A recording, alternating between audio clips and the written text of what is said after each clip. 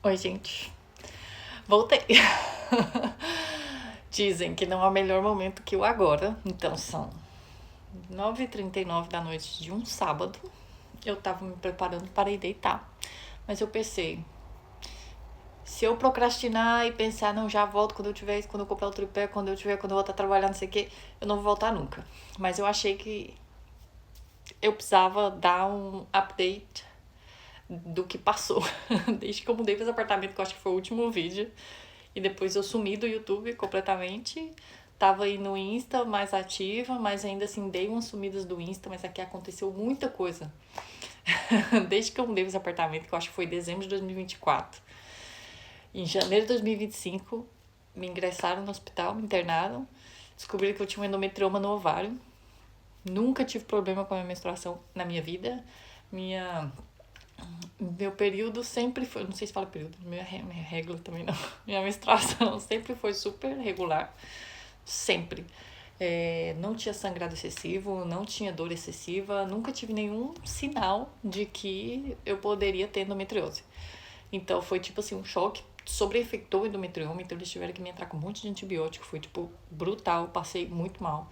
Fiquei de licença da residência por muito tempo, no começo de 2025.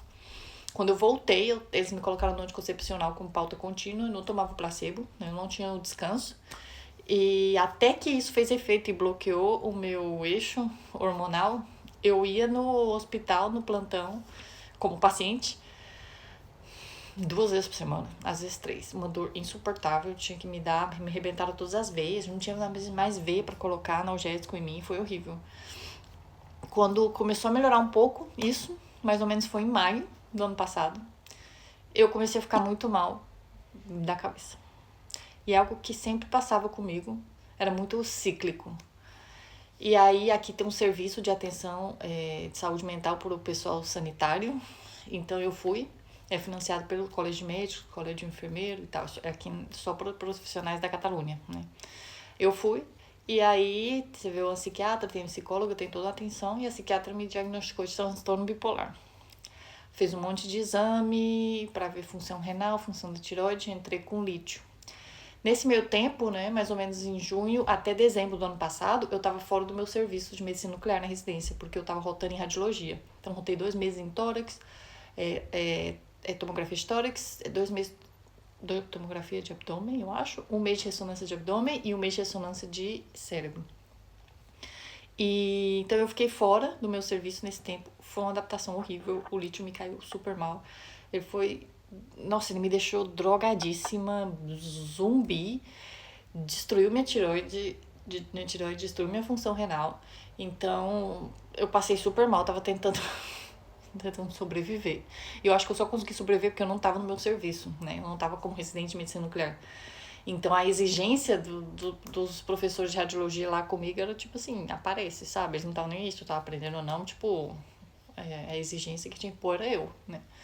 Então, como eu tava mal, que eu aprendi o que eu pude. E aí, minha mãe veio, mas meu padrasto em dezembro. Eles ficaram aqui mais ou menos 1 mês, até começo de janeiro. Aí eu peguei férias no trabalho, aí eu consegui remontar um pouco para sair com eles e tal. Quando a minha mãe foi embora, eu voltei para medicina nuclear, eu começava em cardiologia de medicina nuclear. Eu fui 1 semana, eu senti que eu não conseguia mais com a minha vida. Tipo assim, eu não podia. Eu tava dormindo 18 horas por dia, 19, 20. Era uma coisa absurda e eu continuava com sono, eu não conseguia me concentrar, eu dormia sentada. Nossa, parecia que tinha. Eu tava usando um óculos cinza e eu não via sentido em nada, não via nada. Eu não sentia nada. Nada. Era só tipo apatia, indiferença.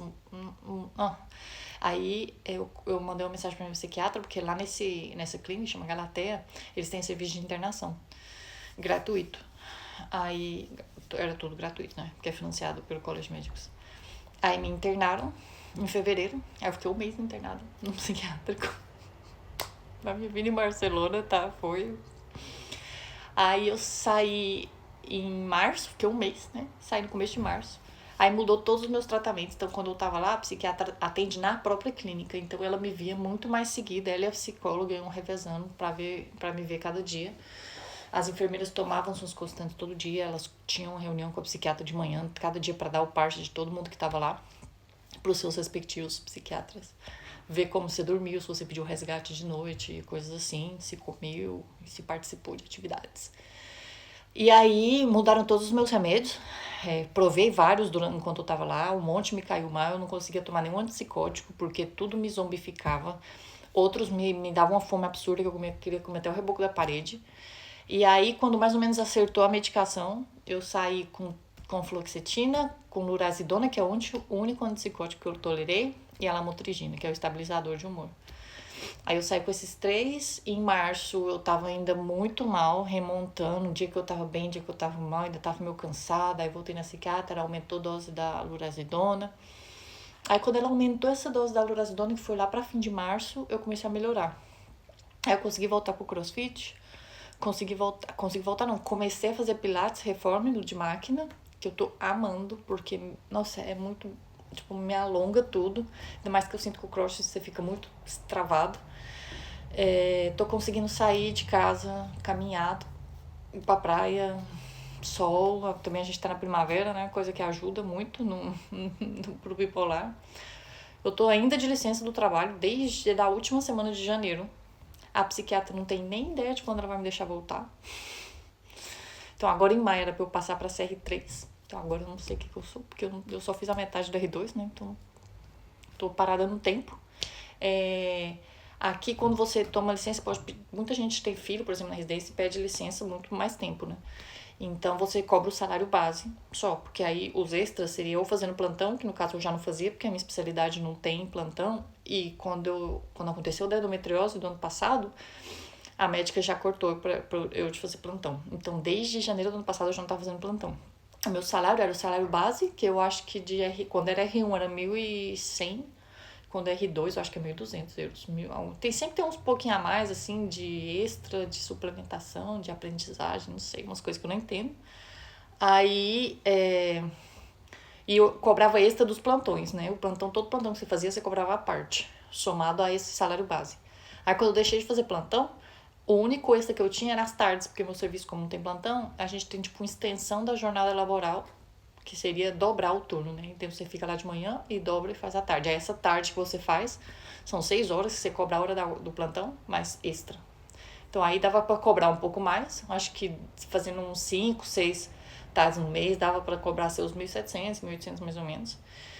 E aí quando eu fiquei de baixa, cortou todas as minhas tardes, então eu só tô cobrando o salário base, que eu acho que agora tá 1.200 de moneda, ou seja, pobreza absoluta, pagando dívidas, tentando priorizar minha saúde mental, tipo, investindo no crossfit, pilates, que é um investimento, que são atividades caras, né? Eu podia pagar 30 euros na academia, mas não ia ter o mesmo efeito, pelo menos pra mim, do que tem o crossfit e o pilates. Então eu vejo como investimento, não tipo como muito dinheiro que eu tô jogando fora.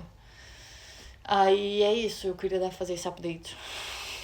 Eu acho que eu não vou nem editar esse vídeo, gente. Do jeito que vier, ele vai. Quem quiser ver, vê. Quem não quiser, não vê. Mas a minha ideia é gravar mais coisas do dia, só que saibam que o meu dia é dia de herdeira. Acordar, fazer café pro marido, mandar ele pro trabalho, aí vou pro Pilates. Aí na volta do Pilates eu passo na praia, dou uma caminhada, tipo assim. Tentando reencontrar o sentido da vida. E tentando reencontrar o sentido da vida não estando trabalhando. Quando você é um profissional da saúde é muito difícil. Ainda mais quando você vem de 15 anos estudando. Ou você estava estudando para residência, ou estava estudando na residência, ou estava estudando na faculdade, ou estava, sabe? Então é muito difícil, que a nossa identidade fica muito junto com o trabalho. Então é muito difícil se reencontrar e tentar encontrar atividades que eu me identifico, que fazem porque eu goste e que sejam eu, que não tenha que ver com a medicina. Então essa é a minha jornada agora. Então quem quiser ver mais coisas, vou ver se eu consigo subir mais coisas, postar. Tô sem tripé, porque o meu ficou lá na Galícia quando eu mudei e eu nunca tive outro. Então vai assim, totalmente sem aesthetic. Beijo.